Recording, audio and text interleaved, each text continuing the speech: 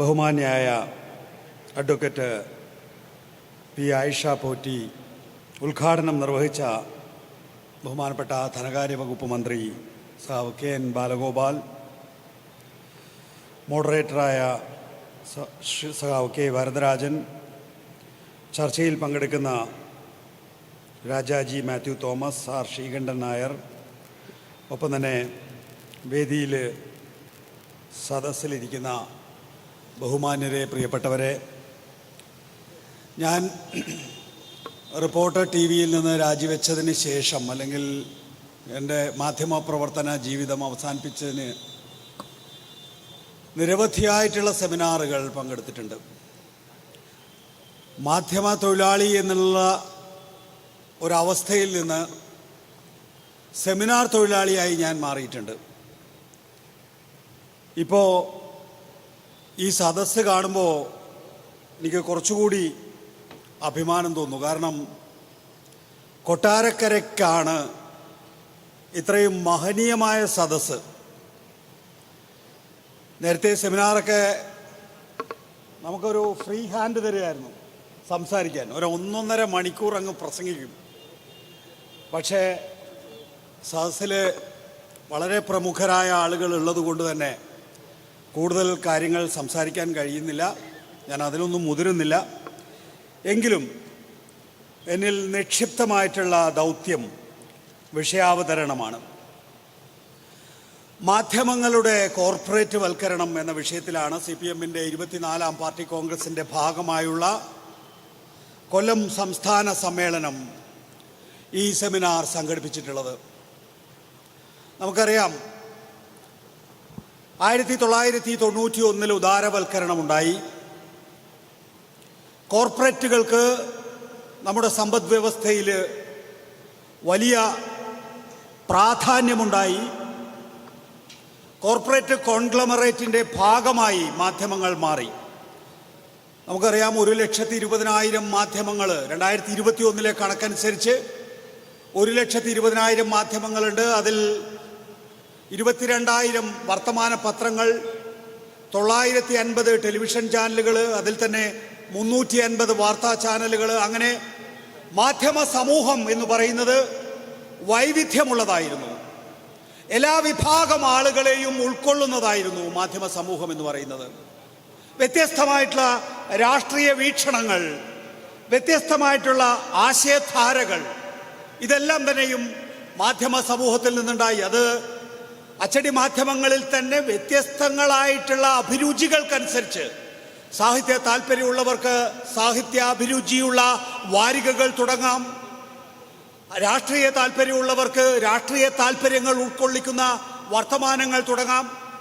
1990കളുടെ തുടക്കമാകുമ്പോഴേക്കും television ചാനലുകൾ, general entertainment ചാനലുകൾ ഈ രാജ്യത്തുണ്ടായി. അതിൽ ഏറ്റവും ആദ്യം ഒരു ജനറൽ എൻ്റർടൈൻമെൻറ്റ് ചാനൽ ഉണ്ടായിട്ടുള്ളത് നമ്മുടെ ഈ കേരളത്തിൽ നിന്നായിരുന്നു. ശരിയാണ്, ZTV-യും സൺ TV-യും ഒക്കെ ഉണ്ടായിരുന്നുവെങ്കിൽ തന്നെയും തത്സമയ വാർത്താവതരണത്തിലൂടെ ഒരു ജനറൽ എൻ്റർടൈൻമെൻറ്റ് ചാനൽ വിദേശ രാജ്യത്ത് നിന്ന് തത്സമയം സംപ്രേഷണം ചെയ്യുന്നു എന്നൊക്കെ പറയുന്നത് ആ കാലഘട്ടത്തിൻ്റെ അത്ഭുതമായിരുന്നു. മലയാള ടെലിവിഷൻ ചാനൽ രംഗത്ത് ശ്രീ ശശികുമാറിനെ പോലുള്ള ധിഷണാശാലികൾ നയിച്ച പാതയിലൂടെയാണ് പിന്നീട് ടെലിവിഷൻ ചാനലുകളെല്ലാം മുന്നോട്ട് പോയിട്ടുള്ളത്. 2000-ന്റെ തുടക്കത്തിൽ നമുക്കെല്ലാവർക്കും അറിയാവുന്നതുപോലെ മലയാളത്തിൽ ആദ്യത്തെ വാർത്താ ചാനൽ പിറന്നു, ഇന്ത്യ വിഷൻ. തുടർന്ന് വാർത്താ ചാനലുകളുടെ ഒരു ശൃംഖലയുണ്ടായിരുന്നു. ഞാൻ ഒരു ടെലിവിഷൻ ജനറേഷൻ, ടെലിവിഷൻ തലമുറയിൽപ്പെട്ട ആളാണ്.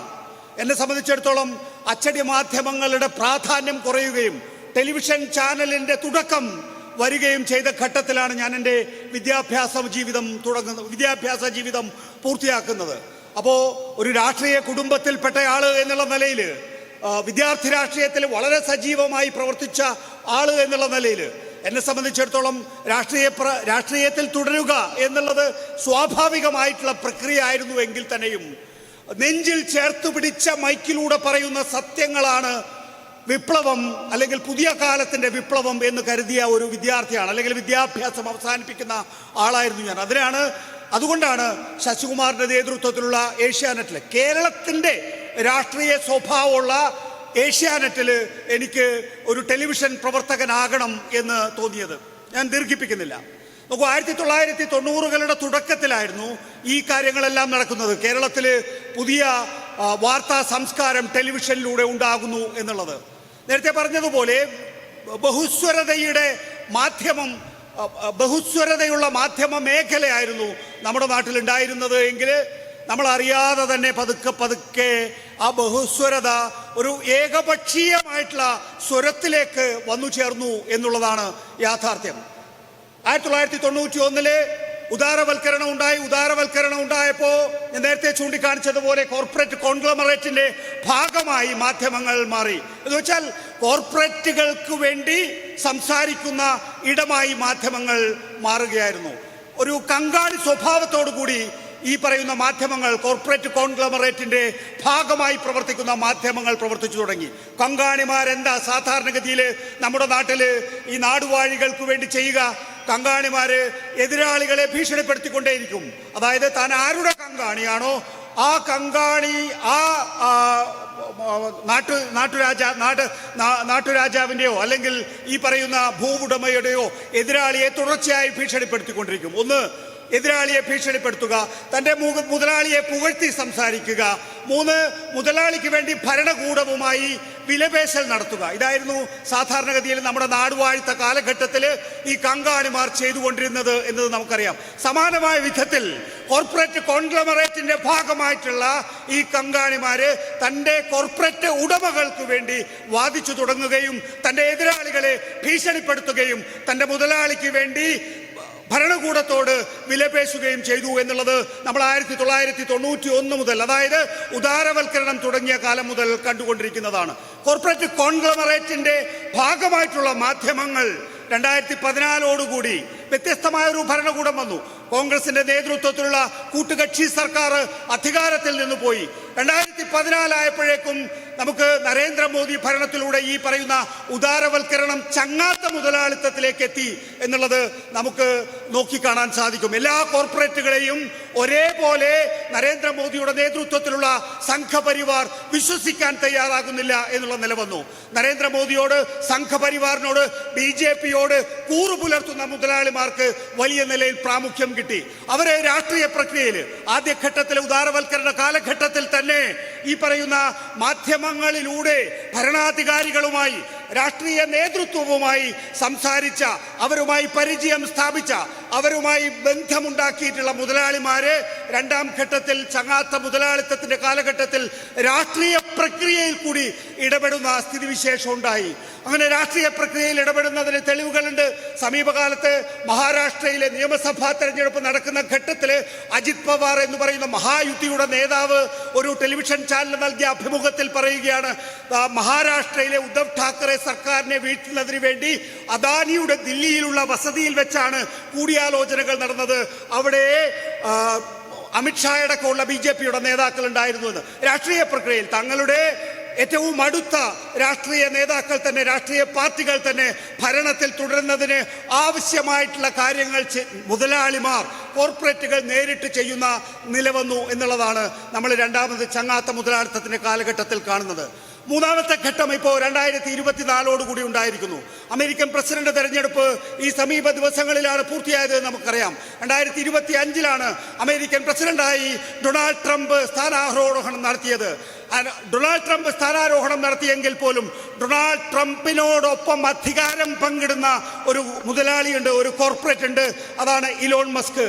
ഇലോൺ മസ്ക് നമുക്കറിയാം റോക്കറ്റ് കച്ചവടത്തിലും അതുപോലെ തന്നെ ഇലക്ട്രിക് കാർ കച്ചവടത്തിലും ഒക്കെ വ്യാപൃതനായി കൊണ്ടിരിക്കുന്ന ആളായിരുന്നു.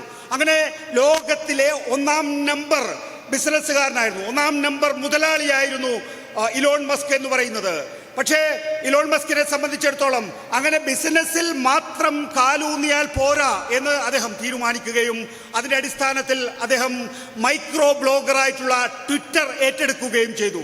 ആ ട്വിറ്റർ ഏറ്റെടുത്തത് നമുക്കറിയാവുന്നതുപോലെ $44 ബില്യൺ 3.74 കോടി രൂപയ്ക്ക്, ഇന്ത്യൻ രൂപയിലേക്ക് കൺവേർട്ട് ചെയ്താൽ ഒരു മൈക്രോ ബ്ലോഗർ ഇലോൺ മസ്ക് ഏറ്റെടുത്തത് 3,74,000 കോടി രൂപയ്ക്ക്. അത്രയും മൂല്യം അതിനുണ്ടായിരുന്നില്ല. സെക്യൂരിറ്റി എക്സ്ചേഞ്ച് കമ്മീഷൻ ഇപ്പോഴും ഈ പറയുന്ന അധിക മൂല്യത്തിൽ ഇലോൺ മസ്ക് ട്വിറ്റർ എന്ന മൈക്രോ ബ്ലോഗർ ഏറ്റെടുത്തതിന് അമേരിക്കയിൽ കേസ് നിലനിൽക്കുന്നുണ്ട്. ഇലോൺ മസ്കിനെ സംബന്ധിച്ചിടത്തോളം എന്തിനാണ് അദ്ദേഹം ഇത്രയും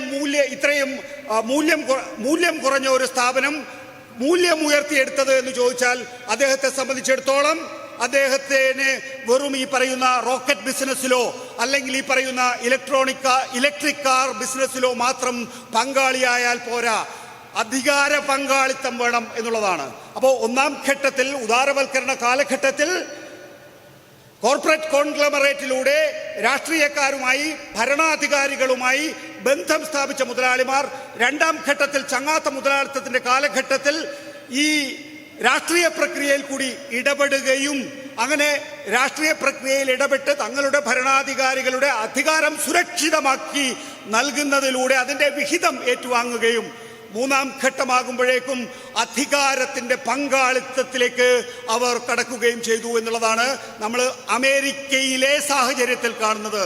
ഇലോൺ മസ്ക് ഇന്ന് വൈറ്റ് ഹൗസിലിരുന്ന് അമേരിക്ക ഭരിക്കുന്നവരിൽ ഒരാളാണ്. ദ ടൈം മാഗസിൻ അമേരിക്കൻ പ്രസിഡന്റിന്റെ കസേരയിൽ ഇലോൺ മസ്കിനെ ഇരുത്തിയിട്ടാണ് ഇപ്പോ കവർ സ്റ്റോറി പ്രസിദ്ധീകരിച്ചിരിക്കുന്നത്. അവിടുത്തെ ഭരണപരിഷ്കാര കമ്മീഷന്റെ അധ്യക്ഷനായും അമേരിക്ക ഫസ്റ്റ് എന്ന ഡൊണാൾഡ് ട്രംപിന്റെ ഏറ്റവും വലിയ പദ്ധതിയുടെ നേതാവായും ഇപ്പോ ഇലോൺ മസ്ക് നിയമിതനായി കഴിഞ്ഞിരിക്കുന്നു.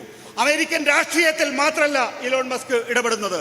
ജർമ്മനിയിലെ ഏറ്റവും അതായത് നാസി ജർമ്മനിക്ക് ശേഷം പുതുതായി രൂപം കണ്ട നവനാസികളുടെ സംഘടനയ്ക്ക് ഇതിനകം തന്നെ ഇലോൺ മസ്ക് പിന്തുണ നൽകുകയും സാമ്പത്തിക സഹായം നൽകുകയും അവർക്ക് വേണ്ടി തെരഞ്ഞെടുപ്പ് പ്രചരണം നടത്തുകയും ചെയ്തു തുടങ്ങിയിരിക്കുന്നു.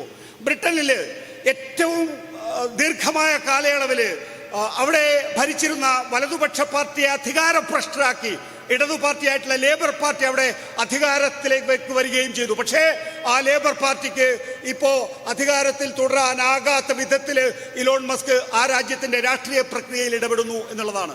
നമുക്കിത് അമേരിക്കൻ സാഹചര്യമാണെങ്കിൽ ഇന്ത്യയിൽ നമുക്ക് കാണാം. അമേരിക്കയില് ഇതേ അദാനിക്കെതിരെ ഒരു കേസുണ്ടായ സമയത്ത് അത് ഇന്ത്യയിലെ പ്രതിപക്ഷം പാർലമെന്റിൽ ഉന്നയിച്ചപ്പോ ആ പാർലമെന്റിൽ പ്രതിപക്ഷം ഉന്നയിക്കുന്ന വിഷയത്തെ ഡിഫെൻഡ് ചെയ്തത് ഇന്ത്യയിലെ ഭരണപക്ഷമായിരുന്നു.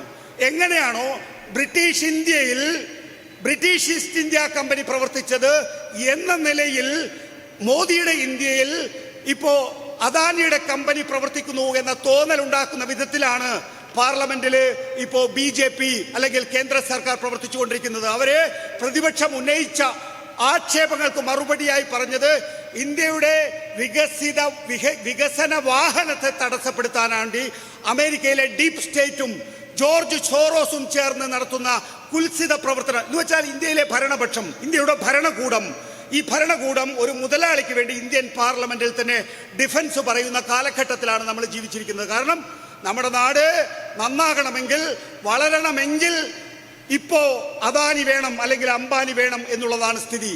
നമുക്കറിയാം അംബാനി ഇന്ന് ഞാൻ നേരത്തെ ചൂണ്ടിക്കാണിച്ചതുപോലെ 350 വാർത്താ ചാനലുകളാണ് ഈ രാജ്യത്തുള്ളതെങ്കിൽ അതിലെ 72 ചാനലുകളും കൈയാളുന്നത് അംബാനിയാണ്. NDTV ദക്ഷുൻ്റെ അടക്കം ഏറ്റെടുത്തുകൊണ്ട് അദാനിയും ഏതാണ്ട് അംബാനിയോടൊപ്പം എത്തിക്കഴിഞ്ഞിരിക്കുന്നു. ഇന്ന് കോർപ്പറേറ്റുകളുടെ കീഴിൽ മാത്രമായിരിക്കുന്നു എല്ലാ ടെലിവിഷൻ ചാനലുകളും എല്ലാ വർത്തമാന പത്രങ്ങളും എന്ന് പറയുന്ന ഒരു സാഹചര്യമാണുള്ളത്. ചരിത്രം ആർക്കും വഴിപ്പെട്ട് നിൽക്കുന്നതല്ല എന്ന് നമുക്കറിയാം. അതുകൊണ്ടാണ് 2024 ലോക്സഭാ തെരഞ്ഞെടുപ്പ് ഏകപക്ഷീയമായ രീതിയിലുള്ള കോർപ്പറേറ്റ് വൽക്കരണത്തിലൂടെ ഈ രാജ്യത്തെ ജനങ്ങൾക്ക് ഈ മാധ്യമങ്ങളിലൂടെ ഒരൊറ്റ ദിശയിൽ മാത്രം വാർത്തകൾ ലഭിച്ചു തുടങ്ങിയപ്പോഴും അവിടെ ബ്രോഡ്ബാൻഡ് ഇന്റർനെറ്റിന്റെ ശക്തിയിൽ പുതിയ ഓൺലൈൻ മാധ്യമങ്ങൾ അല്ലെങ്കിൽ സോഷ്യൽ മീഡിയ ഉയർന്നു വന്നിട്ടുള്ളത്. സോഷ്യൽ മീഡിയയിൽ കാണുന്ന എല്ലാ കാര്യങ്ങളെയും ഒരുപക്ഷെ നിഷ്പ്രഭമാക്കുന്ന വിധത്തിൽ സത്യസന്ധമായ രീതിയിലുള്ള അവലോകനങ്ങൾ നൽകാൻ ഈ പറയുന്ന സാമൂഹ്യ മാധ്യമങ്ങളിൽ ചില വ്യക്തികൾക്ക് സാധിച്ചത് നമുക്കറിയാം. ധ്രുവ്രാട്ടി, രവീഷ് കുമാർ എന്നീ പേരുകളുണ്ട്. അതുപോലെ തന്നെ ഓൺലൈൻ മാധ്യമങ്ങളിൽ പ്രബീർ പുർക്കായസ്തെ അടക്കമുള്ള പേരുകൾ നമ്മുടെ മുന്നിലുണ്ട്. ഞാൻ വേഗത്തിൽ പറഞ്ഞു പോവുകയാണ്. ഈ ഒരു സാഹചര്യം, അതായത് ചരിത്രം ആർക്കും വഴിപ്പെടുന്നതല്ല എന്നുള്ള നിലയിലേക്ക് കാര്യങ്ങൾ എത്തിയിരിക്കുന്നു. മാധ്യമങ്ങളെ ഒരുപക്ഷെ ഭരണകൂടം അതിൻ്റെ അധികാര ശക്തി ഉപയോഗിച്ച് തടഞ്ഞു നിർത്തിയാൽ പോലും ആ തടഞ്ഞു നിർത്തലിനെ അതിജീവിക്കാൻ കഴിയുന്ന സ്രോതസ്സുകൾ അവയ്ക്കുണ്ടാകുമെന്നും അങ്ങനെ ബ്രോഡ്ബാൻഡ് ഇന്റർനെറ്റിന്റെ സ്രോതസ്സിലൂടെ ഇപ്പോൾ ഓൺലൈൻ മാധ്യമങ്ങളും അതുപോലെ തന്നെ സാമൂഹ്യ മാധ്യമങ്ങളും ഉയർന്നു വരുന്നു എന്നുള്ളതാണ്. ഇനിയുമേറെ മുന്നോട്ട് പോകാനുണ്ട്. ഈ ഓൺലൈൻ മാധ്യമങ്ങളെ സംബന്ധിച്ചിടത്തോളം ഉള്ള പ്രത്യേകത എന്ന് പറയുന്നത് അച്ചടി മാധ്യമങ്ങളെ പോലെയോ അല്ലെങ്കിൽ ടെലിവിഷൻ മാധ്യമങ്ങളെ പോലെയോ അതിന് വലിയ നിലയിൽ ക്യാപിറ്റൽ എക്സ്പെൻഡിച്ചർ ആവശ്യമില്ല, പ്രവർത്തന മൂലധനം ആവശ്യമില്ല എന്നുള്ളതാണ്. അങ്ങനെ പ്രവർത്തന മൂലധനം അധികം വേണ്ടാത്ത ഈ പറയുന്ന ഓൺലൈൻ മാധ്യമങ്ങളിലൂടെ പുതിയ സംരംഭങ്ങൾ ഉയർന്നു വരുന്നു. അങ്ങനെയാണ് പ്രബീർ പുസ്കായസ്ഥയുടേതടക്കമുള്ള ഓൺലൈൻ മാധ്യമങ്ങൾ ഇപ്പോൾ ഉയർന്നു വന്നുകൊണ്ടിരിക്കുന്നത്. അതിനെ തടയുന്നതിന്റെ ഭാഗം കൂടിയാണ് 2024 ലോക്സഭാ തെരഞ്ഞെടുപ്പിൽ എവിടെയൊക്കെ തടയിടേണ്ടതുണ്ടോ അവിടെയൊക്കെ തടയിട്ടപ്പോൾ അതിലെ ഒരു പ്രധാനപ്പെട്ട മേഖലയായി ഓൺലൈൻ മാധ്യമങ്ങളെ നരേന്ദ്രമോദി സർക്കാർ കണ്ടത്. നമുക്കറിയാം, CPM അടക്കമുള്ള ദേശീയ പാർട്ടികളുടെ ഫണ്ട് മരവിപ്പിച്ചു, അരവിന്ദ് കെജ്രിവാൾ അടക്കമുള്ള നേതാക്കളെ അറസ്റ്റ് ചെയ്തു. അതിനോടൊപ്പമാണ് പ്രബീർ പുർക്കായസ്ഥ എന്ന് പറയുന്ന ഓൺലൈൻ മാധ്യമ പ്രവർത്തകനെ അറസ്റ്റ് ചെയ്തത് എന്ന് കാണുമ്പോൾ ആ മേഖലയ്ക്ക് വർദ്ധിച്ചു വരുന്ന പ്രാധാന്യം, ആ മേഖലയെ വേണ്ട നിലയിൽ കത്രിക പൂട്ടിട്ട് നിർത്താൻ നരേന്ദ്രമോദി സർക്കാരിന് സാധിച്ചില്ല എന്നുള്ളത് കൊണ്ടാണ് ആ മേഖലയെ ഇപ്പോൾ തടഞ്ഞു നിർത്താൻ നരേന്ദ്രമോദി സർക്കാർ ശ്രമിക്കുന്നത്. നോക്കൂ, ഇത് ഇന്ത്യയിലെ ആകെ സാഹചര്യം. അച്ചടി മാധ്യമങ്ങൾ അതുപോലെ തന്നെ ടെലിവിഷൻ മാധ്യമങ്ങൾ ആകെ കോർപ്പറേറ്റ് വൽക്കരിക്കപ്പെടുമ്പോൾ ആ കോർപ്പറേറ്റുകളുടെ മുതലാളിമാർ പറയുന്ന വിധത്തിൽ ഈ മാധ്യമങ്ങൾക്ക് പ്രവർത്തിക്കേണ്ടി വരുന്നു. അങ്ങനെ അവർക്ക് BJP ഉയർത്തുന്ന മുദ്രാവാക്യങ്ങൾ അതേപോലെ ഏറ്റുവിളിക്കേണ്ട സാഹചര്യമുണ്ട്. അതുകൊണ്ടാണ് 2024 ലോക്സഭാ തെരഞ്ഞെടുപ്പിൽ മാലോകർക്കാകെ അറിയാം, എന്തറിയാം, ഈ തെരഞ്ഞെടുപ്പിൽ BJP കേവല ഭൂരിപക്ഷം നേടാൻ പോകുന്നില്ല എന്ന്. പക്ഷെ BJP വിളിച്ച മുദ്രാവാക്യം എന്താണ്? BJP വിളിച്ച മുദ്രാവാക്യം എന്ന് പറയുന്നത് അബ് കി ബാർ 400 പാർ എന്നാണ്. അബ് കി ബാർ 400 പാർ എന്ന BJP മുദ്രാവാക്യം സർവേകളിൽ മാത്രമല്ല എക്സിറ്റ് പോളിൽ പോലും ഇന്ത്യൻ മാധ്യമങ്ങൾ ഏറ്റുവിളിച്ചു എന്ന് പറയുമ്പോൾ അതിന്റെ വിശ്വാസ്യത എവിടെ ചെന്നു നിൽക്കുന്നു എന്നുള്ളതാണ് നമ്മൾ കാണേണ്ടത്. നോക്കൂ, നമ്മളിപ്പോ കേരളത്തിലേക്ക് വന്നാൽ കേരളത്തിലേതിലും വ്യത്യസ്തമായ സാഹചര്യമല്ല. നേരത്തെ പറഞ്ഞു, 1990കളുടെ തുടക്കത്തിൽ ഇന്ത്യയിൽ അപ്ലിങ്കിങ്ങും അപ്ലിങ്കിങ് അനുവദിക്കാത്ത കാലഘട്ടത്തിൽ വിദേശ രാജ്യത്ത് ആദ്യം മോസ്കോയില്, പിന്നീട് മനിലയില്, പിന്നീട് സിംഗപ്പൂരില് ഒക്കെ പോയി കേരളത്തിന്റെ ഭാഷയിൽ, മലയാള ഭാഷയിൽ വാർത്താ സംപ്രേഷണം തത്സമയമായിരിക്കണം എന്ന് കരുതി എല്ലാ വെല്ലുവിളികളും ഏറ്റെടുത്ത ഒരു ടീമായിരുന്നു ആദ്യത്തെ ഏഷ്യാനെറ്റ് എന്ന് പറയുന്നത്. അതിന് കേരളത്തിന്റെ സ്വഭാവവുമായിരുന്നു. ഏഷ്യാനെറ്റ് ആ കാലഘട്ടത്തിൽ കണ്ടവര് ഈ സദസ്സിലിരിക്കുന്നുണ്ടാവും.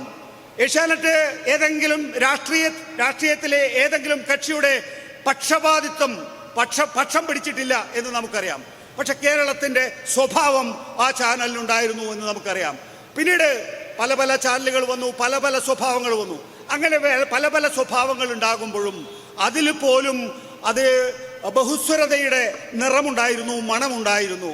നമുക്ക് ഇടതാനുകൂല ചാനലുകൾ ഉണ്ടായിരുന്നു, അതുപോലെ തന്നെ വലതാനുകൂല ചാനലുകൾ ഉണ്ടായിരുന്നു. പക്ഷേ എങ്കിൽ പോലും വ്യത്യസ്ത ചാനലുകളാണെങ്കിലും വ്യത്യസ്ത സ്വരം അതിലുണ്ടാകുന്നത് നമ്മളൊക്കെ തന്നെയും അഭിമാനത്തോടു കൂടി കാത്തു സൂക്ഷിച്ചിരുന്നു. പിന്നീട് 2024 വന്നു, നമ്മൾ 2014 വന്നു. പിന്നീട് BJPയെ സംബന്ധിച്ചിടത്തോളം ദേശീയ തലത്തിൽ കോർപ്പറേറ്റ് മാധ്യമങ്ങളെല്ലാം ഏറ്റെടുക്കുന്നത് ഒരു അവരുടെ സ്വഭാവത്തിനനുസരിച്ച രീതിയായി മാറിയപ്പോൾ കേരളത്തിലെ ചാനലുകൾക്കും ആ നിലയിൽ മാറ്റങ്ങൾ വന്നു എന്നുള്ളതാണ് യാഥാർത്ഥ്യം. യഥാർത്ഥത്തിൽ ഈ അടുത്ത കാലഘട്ടത്തിൽ പൂർണ്ണമായും കേരളത്തിലെ മാധ്യമങ്ങൾ വലതുപക്ഷവൽക്കരിക്കപ്പെട്ടുകൊണ്ടിരിക്കുന്നു എന്നുള്ളത് ഒരു നിരീക്ഷണമായി അവതരിപ്പിക്കുന്നതല്ല, അതൊരു വസ്തുതയായി മാറിക്കൊണ്ടിരിക്കുന്നു എന്നുള്ളതാണ്. നോക്കൂ, നമ്മളിപ്പോൾ ചിലപ്പോൾ ഇത്തരം സംവാദങ്ങൾ ഉണ്ടാകുന്ന ഘട്ടത്തിൽ, പരസ്പരം അങ്ങോട്ടും ഇങ്ങോട്ടും ചോദ്യങ്ങൾ ഉണ്ടാകുന്ന ഘട്ടത്തിൽ അങ്ങനെ പറയാമോ?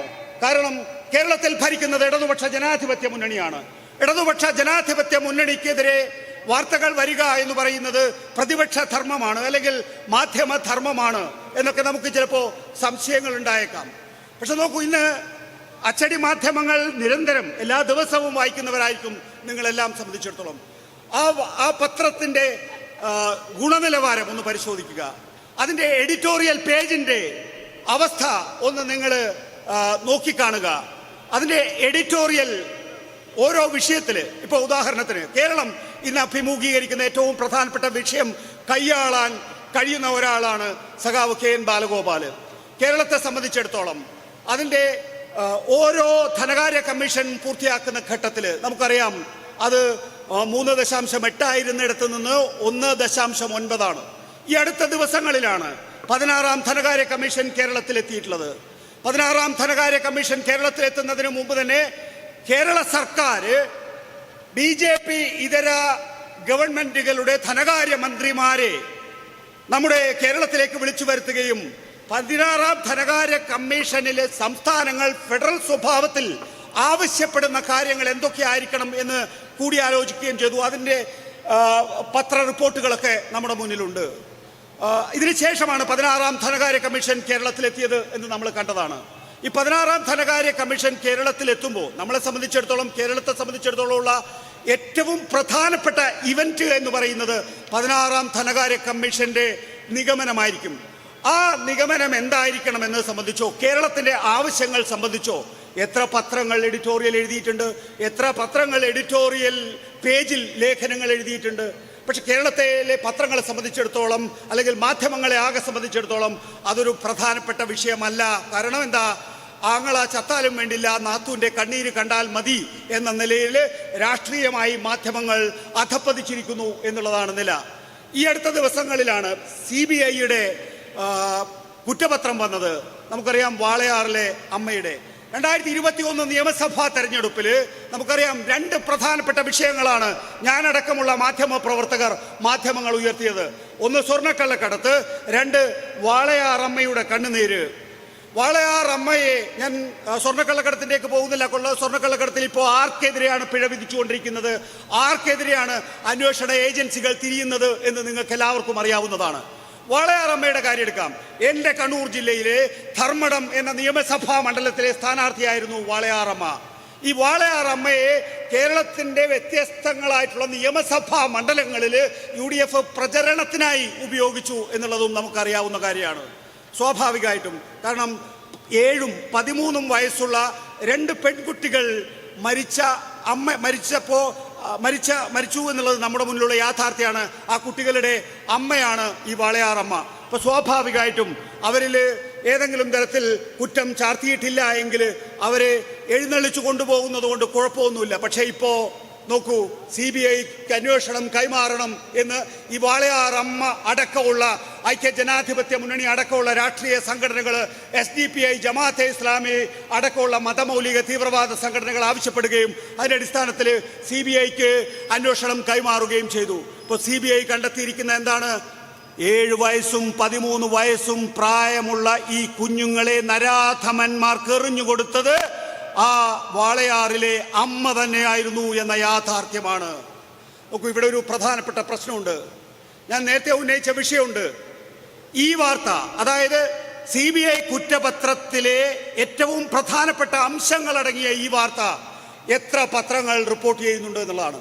എത്രയധികം റിപ്പോർട്ടുകൾ അവർ CBIക്ക് ഈ കേസ് വിട്ടുകൊടുക്കണം എന്നാവശ്യപ്പെട്ട് നൽകി എന്നുള്ളത് നമ്മുടെ മുന്നിലുള്ള കാര്യമാണ്. അവരുടെ സമരങ്ങൾ നിരന്തരമായി വാർത്താ ചാനലുകളിൽ, അച്ചടി മാധ്യമങ്ങളിൽ ഉയർന്നു വന്നിട്ടുണ്ട് എന്നുള്ളത് നമുക്കറിയാവുന്നതാണ്.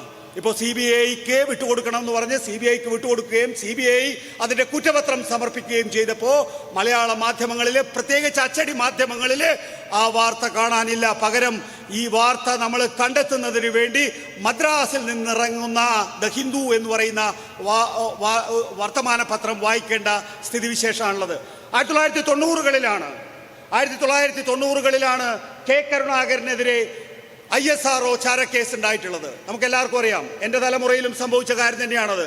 ആ ISRO ചാരക്കേസ് സംഭവിച്ചപ്പോൾ നമ്മൾ നമ്പിനാരായൺ, രമൺ ശ്രീവാസ്തവ, K കരുണാകരൻ എന്ന ആഭ്യന്തരമന്ത്രി, ആ കാലഘട്ടത്തിൽ, അത് ഇടതുപക്ഷ ജനാധിപത്യ മുന്നണിയാണ് അന്ന് പ്രതിപക്ഷത്തിരിക്കുന്നതെങ്കിൽ പോലും ഇടതുപക്ഷ ജനാധിപത്യ മുന്നണി എല്ലാ ആ വിഷയം ഉയർത്തിക്കൊണ്ടുവന്നതെന്നറിയാം. കരുണാകരന്റെ കോൺഗ്രസിലെ മുഖ്യ എതിരാളിയായിട്ടുള്ള AK ആന്റണി പക്ഷത്തെ ഫസ്റ്റ് ലെഫ്റ്റനന്റ് ആയിട്ടുള്ള ഉമ്മൻചാണ്ടിയാണ് ആ കാലഘട്ടത്തിൽ ആ വിഷയം ഉയർത്തിക്കൊണ്ടുവന്നത്. അദ്ദേഹം വലിയ യാത്ര നടത്തി കേരളത്തിന്റെ അങ്ങേയറ്റം മുതൽ ഇങ്ങേയറ്റം വരെ. K കരുണാകരൻ എന്ന തൻ്റെ പാർട്ടിയിൽപ്പെട്ട മുഖ്യമന്ത്രി രാജിവെക്കണം എന്നാവശ്യപ്പെട്ടുകൊണ്ട് K കരുണാകരന് ലീഗ് കൂടി ഈ ഉമ്മൻചാണ്ടിയോടൊപ്പം ചേർന്നപ്പോൾ മുഖ്യമന്ത്രി സ്ഥാനം രാജിവെക്കേണ്ടി വന്നു. പിൽക്കാലത്ത് അതായിരുന്നില്ല സത്യം എന്നറിഞ്ഞപ്പോൾ നമ്മൾ ഈ രാജ്യം നമ്പിനാരായണ നഷ്ടപരിഹാരം കൊടുത്തു. ഈ സംസ്ഥാനം രമൺ ശ്രീവാസ്തവ എന്ന ആൾക്ക് വിളിച്ച് DGP പദവി കൊടുത്തു. പിണറായി വിജയനെതിരെ 2021 നിയമസഭാ തെരഞ്ഞെടുപ്പിൽ അല്ലെങ്കിൽ അതിനുശേഷവും ഉയർത്തിക്കൊണ്ടുവന്നിട്ടുള്ള ഏറ്റവും പ്രധാനപ്പെട്ട വിഷയമായിരുന്നു ഇത് എന്ന് നമുക്കറിയാം. ആ വിഷയത്തിൽ ഇപ്പോൾ തെറ്റുപറ്റിപ്പോയി എന്ന് പറയേണ്ടതില്ല. പക്ഷേ തിരുത്താൻ ഒരു ഏജൻസിക്ക് കഴിഞ്ഞിരുന്നുവെങ്കിൽ, സംസ്ഥാന പോലീസിനെ തന്നെ തിരുത്താൻ ഒരു ഏജൻസിക്ക് കഴിഞ്ഞിരുന്നുവെങ്കിൽ ആ വാർത്ത നൽകാൻ കഴിയുന്നില്ല എന്ന് പറയുന്ന രാഷ്ട്രീയ അന്ധത കേരളത്തിലെ മാധ്യമങ്ങൾക്കുണ്ട് എന്നുള്ളതാണ് എൻ്റെ നിഗമനം. പ്രിയപ്പെട്ട സുഹൃത്തുക്കളെ, ഞാൻ ദീർഘിപ്പിക്കുന്നില്ല. ഇത് ഒരു വെറും മാധ്യമങ്ങളുടെ എഡിറ്റോറിയലുമായി ബന്ധപ്പെട്ട വിഷയമല്ല. ഇതൊരു രാജ്യം എങ്ങോട്ടാണ് നീങ്ങുന്നത് എന്നതിൻ്റെ ഒരു വലിയ വിപുലമായിട്ടുള്ള വിഷയമാണിത്. ഒരു രാജ്യം പൂർണ്ണമായും വലതുപക്ഷവൽക്കരിക്കപ്പെടുമ്പോൾ, പൂർണ്ണമായും മാധ്യമങ്ങൾ ഈ വലതുപക്ഷ കോൺഗ്ലമറേറ്റിന്റെ ഭാഗമായി മാറുമ്പോൾ, ഒളിഗാർക്കിയുടെ ഭാഗമായി മാധ്യമങ്ങൾ മാറുമ്പോൾ ഉണ്ടാകാൻ സാധ്യതയുള്ള സാധാരണ സംഭവങ്ങളാണ്. നമ്മൾ ഇതിനെ സാധാരണ കണ്ണുകൾ കൊണ്ട് മാത്രം നോക്കിയാൽ അത് പൂർണ്ണമാകില്ല, നമ്മുടെ നിരീക്ഷണം പൂർത്തിയാകില്ല. അതുകൊണ്ട് നമ്മൾ വിമർശന ബുദ്ധിയോടുകൂടി നോക്കിക്കാണുകയും ഈ മാധ്യമങ്ങൾക്ക് ബദലായി, പ്രിയപ്പെട്ട സുഹൃത്തുക്കളെ നോക്കൂ, 1996 ഞാൻ പറഞ്ഞു, 1996 ഞാനൊരു വിദ്യാർത്ഥി എന്നുള്ള നിലയിൽ എനിക്കൊരു മാധ്യമ പ്രവർത്തകനാകണം.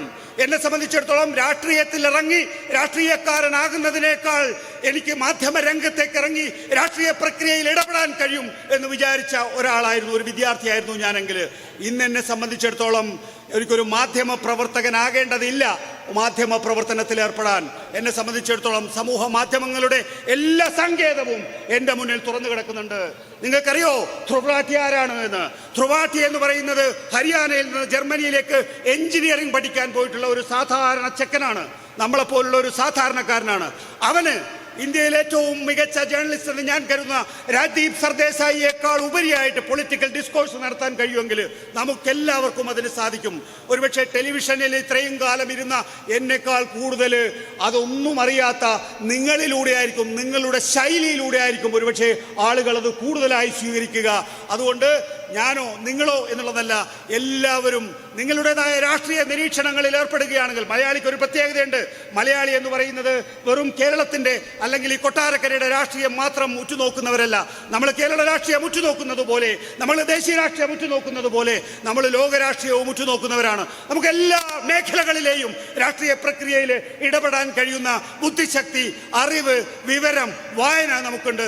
നമ്മളെല്ലാം ഒന്നു ചേർന്നാൽ നമുക്ക് ഈ മുഖ്യധാര മാധ്യമങ്ങളെ അതിജീവിക്കാൻ കഴിയുന്ന വലിയ ശക്തിയായി മാറും എന്നുള്ളതാണ്. ഒരു കാര്യം കൂടി പറഞ്ഞ് ഞാൻ അവസാനിപ്പിക്കുകയാണ്. ഇടതുപക്ഷം നമ്മളെപ്പോഴും പറയാറുണ്ട്, ഇതാ ഈ മാധ്യമങ്ങൾ നമ്മളെ തല്ലുന്നേ.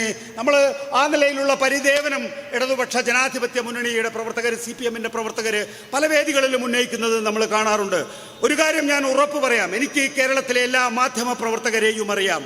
നോക്കൂ, ഇന്ന് കേരളത്തിലുള്ള ഏത് മാധ്യമ പ്രവർത്തകനേക്കാളും മികച്ച മനുഷ്യ വിഭവശേഷിയുള്ളത് ഇടതുപക്ഷത്താണ്.